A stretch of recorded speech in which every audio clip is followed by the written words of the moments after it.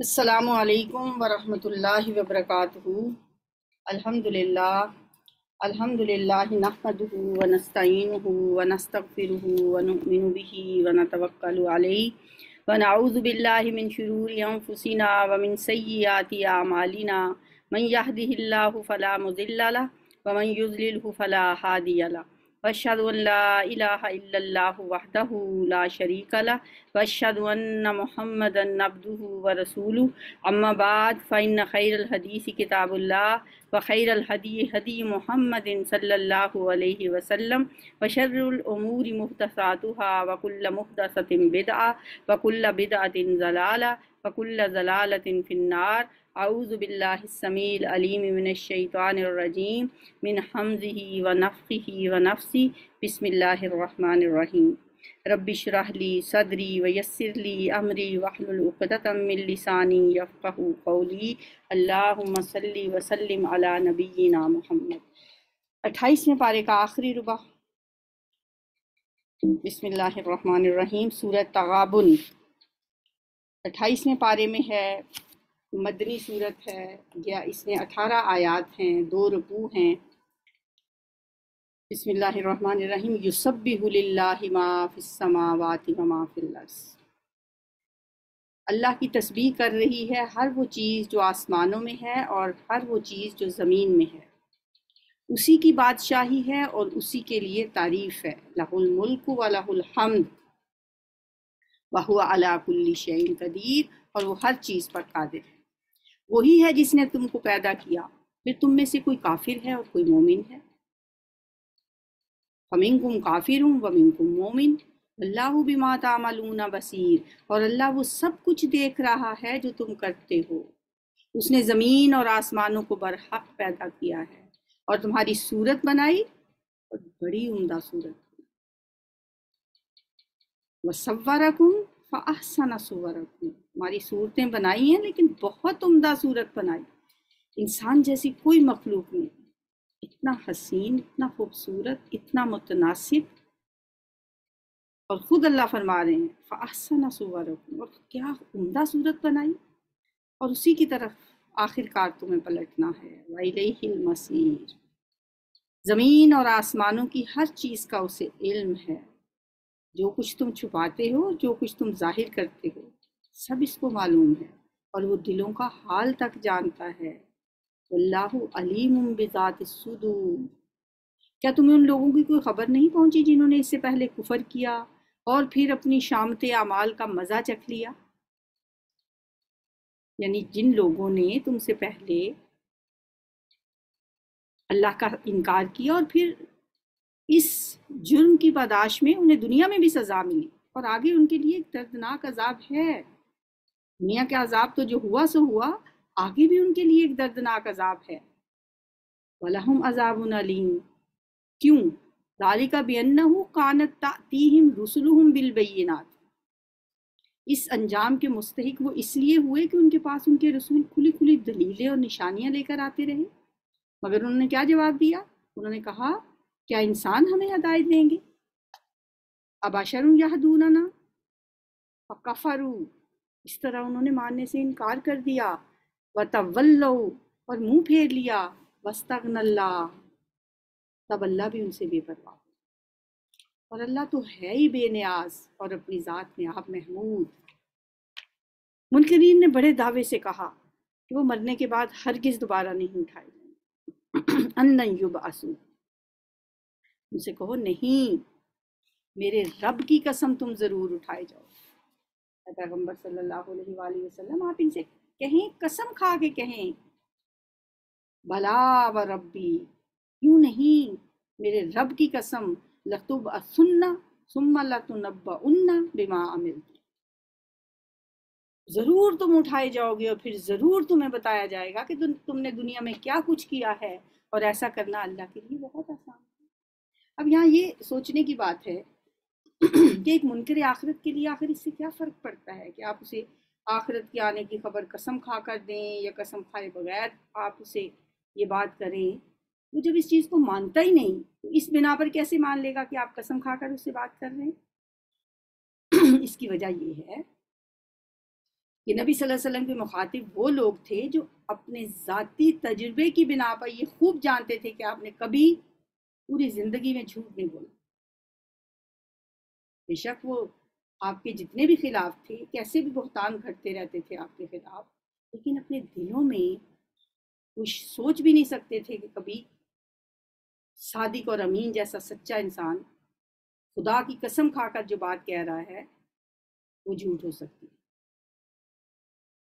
آپ ایسی بات کہہ ہی نہیں سکتے. یعنی ایک تو آپ کو وہ خود صادق اور امین کہتے تھے، پھر صادق اور امین شخص جس کو وہ خود صادق اور امین کہہ رہے ہیں وہ قسم کھا کے کہہ رہا ہو. لیکن ان کے نصیب میں ایمان لانا تھا ہی نہیں. آمنوا باللہ ورسولہ والنور الذی انزلنا، تو ایمان لاؤ اللہ پر اور اس کے رسول پر اور اس روشنی پر جو ہم نے نازل کی ہے. جو کچھ تم کرتے ہو اللہ اس سے باخبر ہے. والنور الذی انزلنا سے مراد پیغمبر صلی اللہ علیہ وآلہ وسلم ہی ہیں، یا اس سے مراد وہ کتاب ہے جو آپ لے کر آئے ہیں. یوم یجمعکم لیوم الجمع ذالک یوم التغابن، یہ لفظ ہے جس سے سورت کا نام رکھا گیا. جب سب لوگوں کو اکٹھا کرے گا وہ، اس وقت تمہیں پتہ چلے. جب اجتماع کے دن، اکٹھا کرنے کے دن، یوم یجمعکم لیوم الجمع، جمع کرنے کے دن جب وہ تمہیں جمع کرے گا. ذالک یوم التغابن، یہ دن ہوگا ہار جیت کا دن. یہ ہوگا یوم التغابن، اسے کہا جاتا ہے ہار جیت کا دن. اصل ہار بھی اس دن پتہ چلے گی کہ کون ہارا اور کون جیتا، یہ بھی اسی دن پتہ چلے. یعنی اسی دن، قیامت کے دن اصل ہار جیت ہوگی کہ اصل خسارہ اس دن کس نے اٹھایا، نفع کون کما لے گیا، دھوکہ کس نے کھایا، کون بڑا تیز نکلا، اصل میں کس نے اپنا تمام سرمایہ حیات ایک غلط کاروبار میں کھپا کر اپنا دیوالیہ نکال لیا. یہ اس دن پتہ چلے گا. اور کون اپنی قوتوں، اپنی صلاحیتوں اور اپنے اوقات کو ایک نفع کے سودے پہ لگا کر فائدہ حاصل کر کے لے گیا. یہ اسی دن پتہ چلے گا، کیونکہ وہ ہے یوم التغابن، وہ ہار جیت کا دن ہے. وَمَن يُؤْمِن بِاللَّهِ وَيَعْمَلْ صَالِحًا يُكَفِّرْ عَنْهُ سَيِّئَاتِهِ وَيُدْخِلْهُ جَنَّاتٍ تَجْرِي مِن تَحْتِهَا الْأَنْهَارُ خَالِدِينَ فِيهَا أَبَدًا ذَلِكَ الْفَوْزُ الْعَظِيمُ. وہ دن ہوگا ایک دوسرے کے مقابلے میں لوگوں کی ہار جیت کا دن. جو اللہ پر ایمان لایا ہے اور نیک عمل کرتا ہے، اللہ اس کے گناہ جھاڑ دے گا، دور کر دے گا، اور اسے ایسی جنتوں میں داخل کرے گا جن کے نیچے نہریں بہتی ہوں گی. یہ لوگ ہمیشہ ہمیشہ ان میں رہیں گے. یہی بڑی کامیابی ہے. اور جن لوگوں نے کفر کیا ہے اور ہماری آیات کو جھٹلایا ہے وہ دوزخ کے رہنے والے ہوں گے، جس میں وہ ہمیشہ ہمیشہ رہیں گے، اور وہ بدترین ٹھکانہ ہے. وبئس المصیر. ما اصاب من مصیبت الا باذن اللہ، یہ ایک عام اصول بتا دیا گیا. کوئی مصیبت کبھی نہیں آتی مگر اللہ کے اذن ہی سے آتی. اللہ کی اجازت کے بغیر، اللہ کی مرضی کے بغیر، اللہ کے حکم کے بغیر کوئی کسی کو تکلیف نہیں پہنچ سکتی. اس بات پہ پختہ یقین ہو جائے تو انسان کے غم ہی ختم ہو جائے.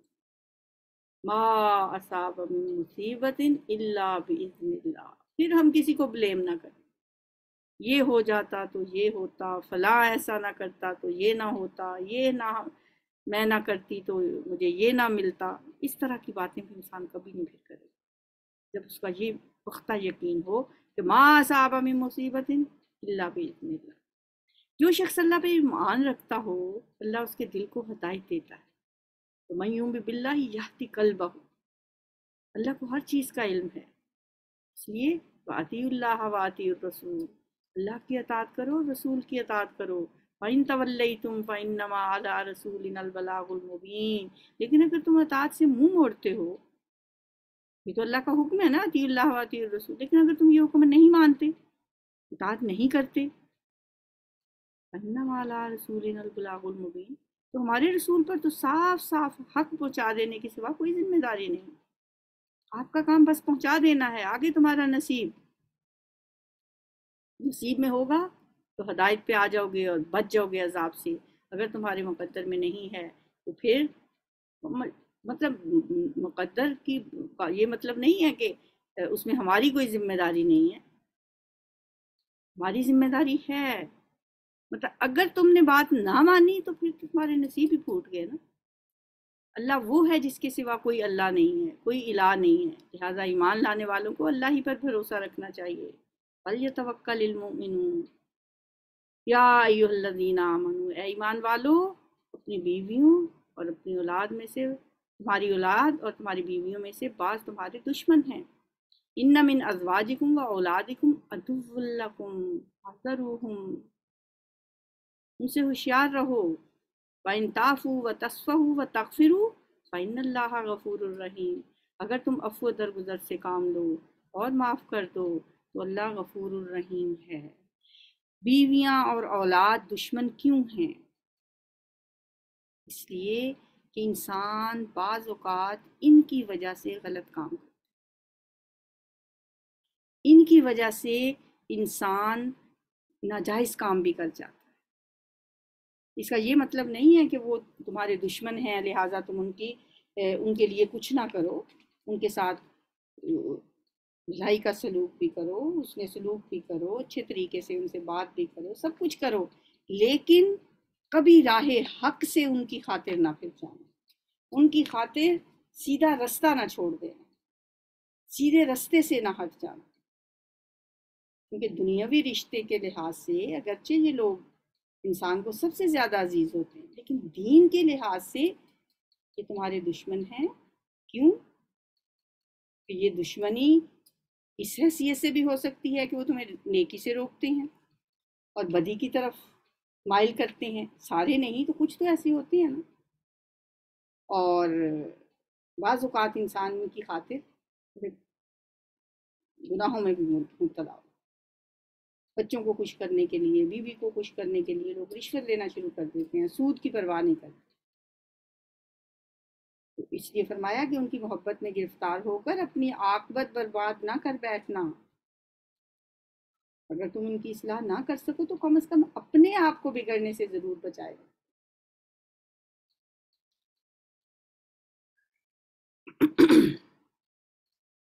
انما اموالکم و اولادکم فتنہ، تمہارے مال اور تمہاری اولاد بہت بڑا فتنہ ہے. فتنہ کا مطلب آزمائش ہے. اردو میں فتنہ کا مطلب اور ہوتا ہے، عربی میں اور ہوتا ہے. یہ آزمائش ہیں تمہارے لیے. واللہ عندہ اجر عظیم، اور اللہ ہی ہے جس کے پاس بہت بڑا اجر ہے. لہٰذا جہاں تک تمہارے بس میں ہو اللہ سے ڈرتے رہو اور سنو اور اطاعت کرو. واسمعوا واطیعوا وانفقوا خیرا لانفسکم، یہ اور اللہ کے راستے میں خرچ بھی کرو، یہ تمہارے لیے ہی بہتر ہے. 3 باتیں یہاں پہ بتائی. کون کون سی؟ واسمعوا، سنو، پھر سننے کے بعد واطیعوا، اور بات مان بھی لو، وانفقوا، اور اپنے مال خرچ کرو، خیرا لانفسکم، یہ تمہارے اپنے ہی لیے بہتر ہے.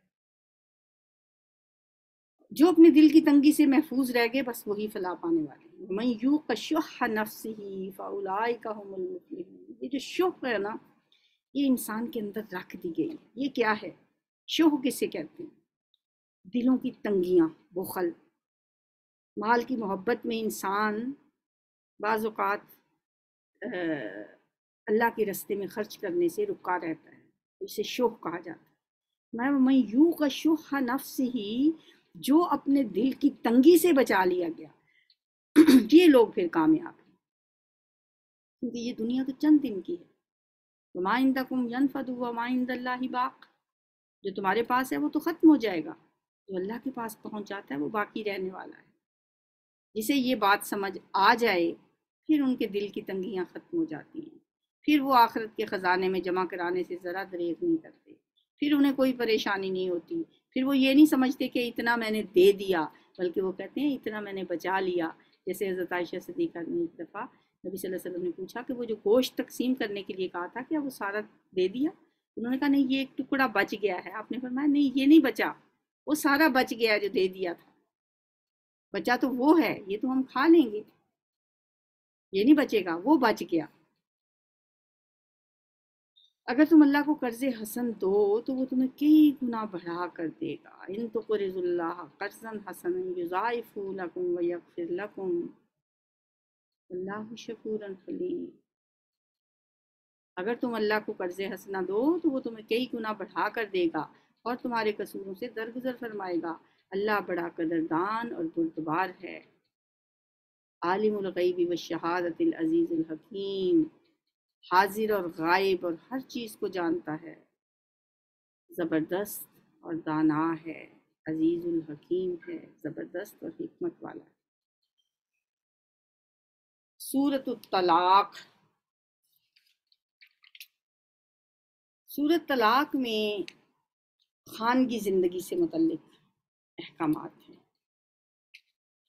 معاشرے میں انسان کو جن جن خاندانی مسائل کا سامنا کرنا پڑتا ہے، خاص طور پر عورتوں سے متعلق جو مسائل ہیں، ان کا ذکر ہمیں سورہ نساء میں بھی ملتا ہے۔ پوری کی پوری سورت اللہ تعالیٰ نے نساء کے نام سے، عورتوں کے نام سے ایک سورت پوری قرآن میں نازل کر دی، اور یہاں پہ یہ جو سورت طلاق ہے اس میں بھی خانگی زندگی، خاندانی زندگی کے متعلق مسائل ہیں، کیونکہ پورے معاشرے کا دار و مدار ایک مرد اور عورت کے باہمی تعلق سے، نکاح کے تعلق سے ہوتا ہے۔ میاں بیوی کے ملنے سے ایک خاندان بنتا ہے اور کئی خاندان مل کے معاشرہ بناتے ہیں، اور معاشرتی زندگی کی بہتری کے لیے اللہ تعالیٰ نے بہت سے احکامات ہمیں دیے ہیں۔ سورۃ الطلاق مدنی صورت ہے، 12 آیات ہیں، 2 رکوع ہیں۔ بسم اللہ الرحمن الرحیم۔ یا ایہا النبی اذا طلقتم النساء فطلقوہن لعدتہن واحصوا العدہ واتقوا اللہ ربکم لا تخرجوہن من بیوتہن ولا یخرجن الا ان یأتین بفاحشۃ مبینہ وتلک حدود اللہ ومن یتعد حدود اللہ فقد ظلم نفسہ۔ اے نبی صلی اللہ علیہ وآلہ وسلم، جب تم لوگ عورتوں کو طلاق دو تو انہیں ان کی عدت کے لیے طلاق دیا کرو۔ نبی صلی اللہ علیہ وآلہ وسلم سے خطاب کر کے ان دونوں صورتوں میں، ایک سورۃ طلاق اور سورۃ تحریم، دونوں کا جوڑا ہے، دونوں میں زوجیت کا تعلق ہے دونوں صورتوں میں، تو ان میں نبی صلی اللہ علیہ وآلہ وسلم کو خطاب کر کے امت دراصل مخاطب کیا گیا ہے۔ اب یہاں پہ بھی حضور صلی اللہ علیہ وسلم کو صیغہ واحد میں مخاطب کیا، یا ایھا النبی، اس کے فوراً بعد جمع کا صیغہ آ گیا، اذا طلقتم النساء، جب تم لوگ عورتوں کو طلاق دو۔ اس کا مطلب یہی ہے کہ یہ مسئلہ خود حضور صلی اللہ علیہ وسلم کی ذات سے نہیں تھا، عام اہل ایمان سے متعلق، اور آپ صلی اللہ علیہ وآلہ وسلم کو اہل ایمان کے نمائندے کی حیثیت سے مخاطب کیا گیا۔ عدت کے حساب سے طلاق دینے اور عدت کا لحاظ رکھنے کے بہت سے معنی ہو سکتے ہیں۔ مطلب اگر دیکھا جائے تو اس آیت کا مطلب یہ بنتا ہے کہ یہ جو طلاق کا نازک اور حساس معاملہ ہے، اس میں شریعت کی طے کردہ جو حدود ہیں ان کا خیال رکھو۔ مثلا حیض کی حالت میں طلاق نہ دو، تینوں طلاقیں اکٹھی نہ دو، ہر طلاق کی عدت کا حساب رکھو، عدت کے دوران عورت کا نکاح نہ کرو، اور میاں بیوی کے درمیان ایک یا 2 طلاقوں کے بعد ہونے والی علیحدگی کی صورت میں ان دونوں کے آپس میں دوبارہ نکاح کا جو حق ہے اسے بھی تسلیم کرو۔ عدت کے لیے طلاق دیا کرو اور عدت کے زمانے کا ٹھیک ٹھیک شمار کرو۔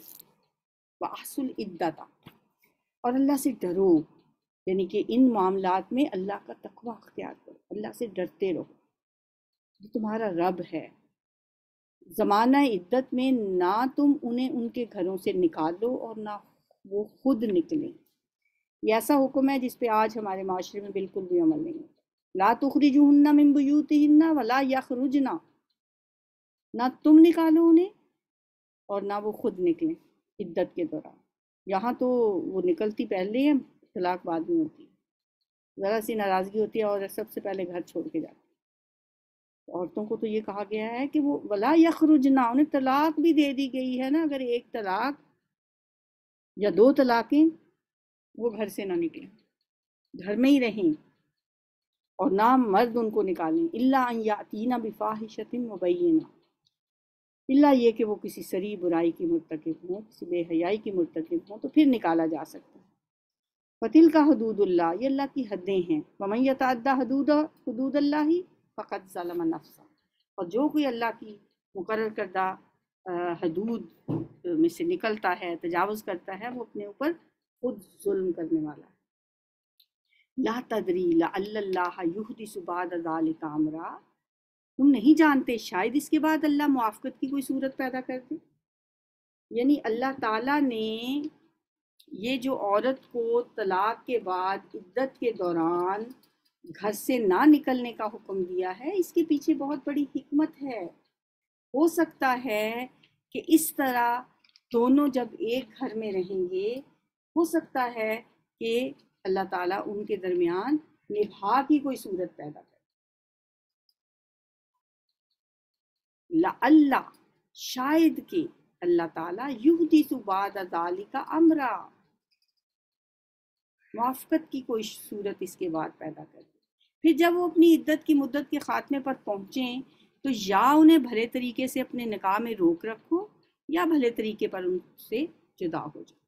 فَإِذَا بَلَغْنَ أَجَلَهُنَّ فَأَمْسِكُوهُنَّ بِمَعْرُوفٍ أَوْ فَارِقُوهُنَّ بِمَعْرُوفٍ۔ ایک اور جگہ پہ ہم نے پڑھا تھا کہ ان کو لٹکی ہوئی کل معلقہ نہ چھوڑ دو، بلکہ یا تو ان کو اچھے طریقے سے رکھو یا ان کو بھلے طریقے سے رخصت کر دو، اور دو ایسے آدمی کو گواہ بنا لو جو تم میں سے صاحب عدل ہوں۔ یعنی جب طلاق دی جائے اس وقت بھی، اور جب رجوع کیا جائے اس وقت بھی گواہ بنانا ضروری ہے جو تم میں سے صاحب عدل ہوں۔ اور اے گواہ بننے والوں، تم کیا کرو؟ ٹھیک ٹھیک گواہی اللہ کے لیے ادا کرو۔ وَأَقِیمُوا الشَّهَادَةَ لِلَّهِ، یہ کس کے لیے حکم ہے؟ ان گواہوں کے لیے۔ ذَلِكُمْ يُوعَظُ بِهِ مَنْ كَانَ يُؤْمِنُ بِاللَّهِ وَالْيَوْمِ الْآخِرِ، یہ باتیں ہیں جن کی تم لوگوں کو نصیحت کی جاتی ہے۔ ان الفاظ سے خود پتہ چل رہا ہے کہ یہ جو اوپر ہدایات دی گئی ہیں وہ نصیحت کی حیثیت رکھتی ہیں، یہ قانون نہیں ہے۔ آدمی اوپر کے بتائے ہوئے جو بھی طریقے جو بتائے گئے ہیں ابھی، اس کے خلاف طلاق اگر دے دے، عدت کا شمار نہ محفوظ رکھ سکے اور بیوی کو بلا عذر گھر سے نکال دے، یا عدت کے خاتمے پر رجوع کر لے، اور جب رجوع کرے تو پھر وہ عورت کو ستانے کے لیے رجوع کرے، پھر دوبارہ طلاق دے دے، اور لڑائی جھگڑے کے بعد بھی گھر سے نکالے، یا جس طرح سے بھی طلاق دے گا، طلاق تو ہو جائے گی۔ ٹھیک ہے، اگر وہ جیسے کہا گیا گواہ بناؤ تو وہ نہیں بھی گواہ بناتا، طلاق تو ہو جائے گی، اس سے کوئی فرق نہیں پڑے گا۔ البتہ اللہ نے یہ جو کہا ہے نا کہ یہ اللہ تعالیٰ کی نصیحت ہے، کہ یہ بات اللہ کی طرف سے ذالکم یوعظ بہ، تو یہ بات یہ بتا رہی ہے کہ اگر کوئی ایسا نہیں کرتا تو اللہ کی نصیحت کے خلاف عمل کرتا ہے۔ یہ پھر اس بات کی دلیل ہے کہ اس کے دل میں اللہ اور آخرت پر ایمان موجود ہی نہیں ہے، جس کی وجہ سے وہ ایسا طرز عمل اختیار کرتا ہے۔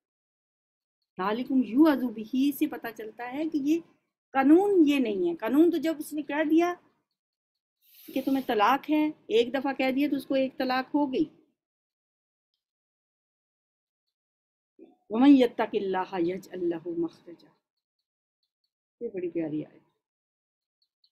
جو کوئی اللہ سے ڈرتے ہوئے کام کرے گا، اللہ اس کے لیے مشکلات سے نکلنے کا کوئی نہ کوئی رستہ ضرور پیدا کرے گا۔ یجعل لہ مخرجا، اس لیے کبھی پریشانیوں میں، الجھنوں میں، تکلیفوں میں گھبرانے کی ضرورت نہیں ہے، گھبرانا نہیں ہے، کیا کرنا ہے؟ تقوی اختیار کرنا۔ وَمَن يَتَّقِ اللَّهَ يَجْعَل لَّهُ مَخْرَجًا، جو اللہ سے ڈرتا ہے اللہ تعالیٰ اس کے لیے نکلنے کی کوئی نہ کوئی صورت نکال ہی دیتا ہے۔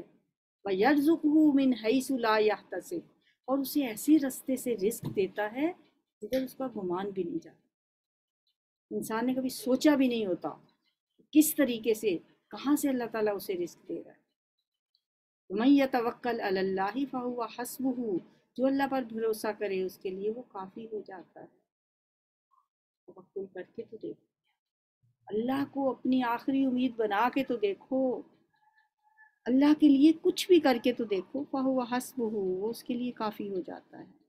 ان اللہ بالغ امرہ، اللہ اپنا کام پورا کر کے رہتا ہے۔ اللہ نے ہر چیز کے لیے ایک تقدیر مقرر کر رکھی ہے۔ قد جعل اللہ لکل شیء قدرا، اور تمہاری عورتوں میں سے جو حیض سے مایوس ہو چکی ہوں، یعنی سن یاس کو پہنچ چکی ہوں، ان کے معاملے میں اگر تم لوگوں کو کوئی شک ہو تو تمہیں پتہ ہو کہ ان کی عدت 3 مہینے۔ ظاہر ہے اب جو زیادہ عمر کی ہیں عورتیں یا بہت چھوٹی عمر کی ہیں تو ان کی عدت پھر کیسے معلوم ہوگی؟ ان کے لیے 3 مہینے عدت ہوگی، باقیوں کے لیے تو 3 حیض ہوتی ہے نا، جن کا حیض ہی نہیں ہے ان کی عدت 3 مہینے ہے۔ عدتہن ثلاثۃ اشہر، اور یہی حکم ان کا ہے جنہیں ابھی حیض نہ آیا ہو، واللائی لم یحضن، یعنی بہت چھوٹی اور بڑی عمر کی جو ہیں۔ اور حاملہ عورتوں کی عدت کی حد یہ ہے کہ ان کا وضع حمل ہو جائے، ان کے لیے کوئی مہینے نہیں گنے جائیں گے، اور وہ عدت ان کی 1 مہینہ بھی ہو سکتی ہے، 1 مہینے سے کم بھی ہو سکتی ہے، اور 9 مہینے تک بھی جا سکتی ہے۔ اس کے لیے ان کی عدت وضع حمل ہے، یعنی جو ہی بچہ پیدا ہوا، چاہے آج ایک شخص نے فوت ہو گیا، کوئی شخص دوسرے دن اس کا بیٹا پیدا ہوا، تو اب اس عورت کی عدت ختم ہو گئی۔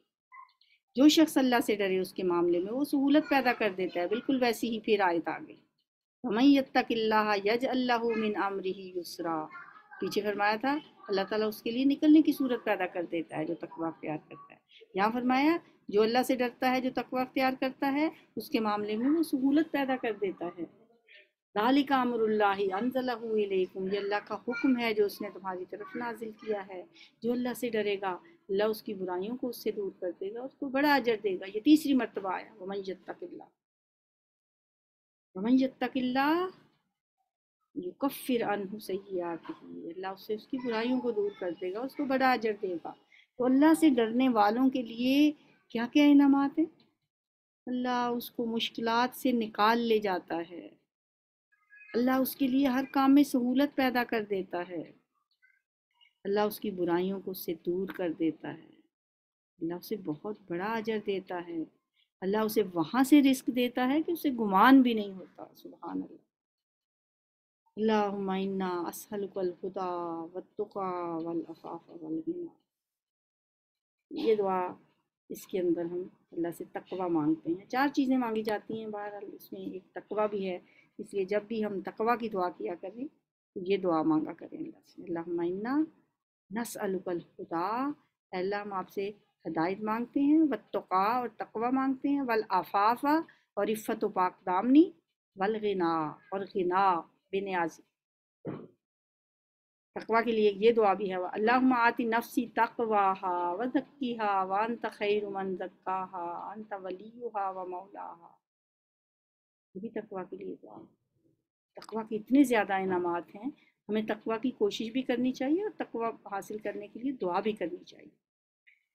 اسکنوہن من حیث سکنتم من وجدکم، ان کو یعنی اپنی بیویوں کو زمانہ عدت میں اسی جگہ رکھو جہاں تم رہتے ہو، جیسی کچھ بھی جگہ تمہیں میسر، اور انہیں تنگ کرنے کے لیے ان کو نہ ستاؤ، اور اگر وہ حاملہ ہوں تو ان پر اس وقت تک خرچ کرتے رہو جب تک ان کا وضع حمل نہ ہو جائے، پھر اگر وہ تمہارے لیے بچے کو دودھ پلائیں تو ان کی اجرت انہیں دو، اور بھلے طریقے سے اجرت کا معاملہ باہمی گفت و شنید سے طے کر لو۔ یہ اللہ کا حکم ہے جو اس نے تمہاری طرف نازل کیا ہے۔ جو اللہ سے ڈرے گا، نہیں یہ تو اگلا پیج ہے کرنا، لیکن اگر تم نے اجرت طے کرنے میں ایک دوسرے کو تنگ کیا تو بچے کو کوئی اور عورت دودھ پلا لے، مطلب اگر تمہارے معاملات آپس میں طے نہیں ہوتے، ایک دوسرے کو، یا بیوی نہیں مانتی، عورت نہیں مانتی، بیوی تو اب وہ کہاں رہ جائے گی، وہ کہتی ہے کہ یہ جتنی اجرت آپ دے رہے ہیں وہ کم ہے، اور مرد کی وہ اس کے مطابق نہیں ہے، گنجائش اس کے پاس اور زیادہ نہیں ہے، تو پھر کیا کرو تم؟ فَسَتُرْضِعُ لَهُ أُخْرَى، تو بچے کو کوئی اور عورت دودھ پلا لے۔ يُنْفِقُ ذُو سَعَةٍ مِّن سَعَتِهِ، خوشحال آدمی اپنی خوشحالی کے مطابق اسے نفقہ دے، اور جس کو کم رزق دیا گیا ہو وہ اسی مال میں سے خرچ کرے۔ یعنی یہ نہیں دیکھا جائے گا کہ بس ایک لگی بندی رقم مقرر کر دی جائے اور ہر شخص اپنی بیوی کو اتنی ہی دے، بلکہ جو خوشحالی والا ہے، جس کے پاس جس کی تنخواہ زیادہ ہے، وہ اس کے مطابق اسے نان نفقہ دے گا اس وقت تک جب تک وہ اس کے بچے کو دودھ پلا رہی ہے، اور جو غریب ہے وہ اس کے مطابق دے گا۔ وَمَنْ قُدِرَ عَلَيْهِ رِزْقُهُ فَلْيُنْفِقْ مِمَّا آتَاهُ اللَّهُ لَا يُكَلِّفُ اللَّهُ نَفْسًا إِلَّا مَا آتَاهَا، اللہ نے جس کو جتنا کچھ دیا ہے اس سے زیادہ کا وہ اسے مکلف نہیں کرتا۔ بعید نہیں کہ اللہ تنگ دستی کے بعد فراق دستی بھی عطا فرما دے۔ سَيَجْعَلُ اللَّهُ بَعْدَ عُسْرٍ يُسْرًا، تنگی کے بعد آسانی بھی آ جاتی ہے نا۔ کتنی ہی بستیاں ہیں جنہوں نے اپنے رب اور اس کے رسولوں کے حکم سے سرتابی کی تو ہم نے ان سے سخت محاسبہ کیا اور ان کو بری طرح سزا دی۔ اب بتایا جا رہا ہے کہ پچھلی قوموں میں سے جن لوگوں نے اللہ تعالیٰ کے رسولوں کی بات نہیں مانی تو اللہ تعالیٰ نے ان کا بہت سخت محاسبہ کیا اور ان کو بری طرح سے سزا دی۔ حساباً شدیدہ وعذبناها عذابا نکرا، انہوں نے اپنے کیے کا مزہ چکھ لیا اور ان کا انجام کار گھاٹا ہی گھاٹا ہے۔ اللہ نے آخرت میں ان کے لیے سخت عذاب مہیا کر رکھا۔ پس اللہ سے ڈرو اے عقل والو تو ایمان لائے ہو۔ فاتقوا اللہ یا اولی الالباب الذین آمنوا قد انزل اللہ الیکم ذکرا، اللہ نے تمہاری طرف ایک نصیحت نازل کر دی ہے۔ کون سی نصیحت؟ ایک ایسا رسول جو تمہیں اللہ کی صاف صاف ہدایت دینے والی آیات سناتا ہے۔ یتلو علیکم آیات اللہ مبینات لیخرج الذین آمنوا وعملوا الصالحات من الظلمات الی النور، تاکہ ایمان لانے والوں اور نیک عمل کرنے والوں کو تاریکیوں سے نکال کر روشنی میں لے آئے۔ جو کوئی اللہ پر ایمان لائے اور نیک عمل کرے، اللہ اسے ایسی جنتوں میں داخل کرے گا جن کے نیچے نہریں بہتی ہوں گی، یہ لوگ ان میں ہمیشہ ہمیشہ رہیں گے۔ اللہ نے ایسے شخص کے لیے بہترین رزق رکھا ہے۔ قد احسن اللہ لہ رزقا، اللہ الذی خلق سبع سماوات ومن الارض مثلہن، اللہ وہ ہے جس نے 7 آسمان بنائے اور زمین کی قسم سے بھی انہی کے مانند، ان کے درمیان حکم نازل ہوتا رہتا ہے۔ یہ بات تمہیں اس لیے بتائی جا رہی ہے تاکہ تم جان لو کہ اللہ ہر چیز پر قدرت رکھتا ہے، اور یہ کہ اللہ کا علم ہر چیز پر محیط ہے۔ وَأَنَّ اللَّهَ قَدْ أَحَاطَ بِكُلِّ شَيْءٍ عِلْمًا، یہاں پہ انہی کی مانند کا جو لفظ ہے، اللہ الذی خلق سبع سماوات ومن الارض مثلہن، یعنی 7 آسمان تو بنائے اور زمین کی قسم سے بھی انہی کی مانند۔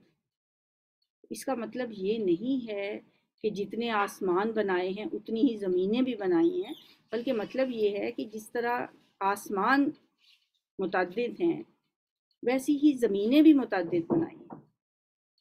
اور زمین کی قسم سے کا مطلب یہ ہے کہ جس طرح یہ زمین جس پر انسان رہتے ہیں اپنی موجودات کے لیے فرش بنی ہوئی ہے، اسی طرح اللہ نے کائنات میں اور زمینیں بھی بنائی ہیں جو اپنی اپنی آبادیوں کے لیے فرش ہیں، گہوارہ ہیں۔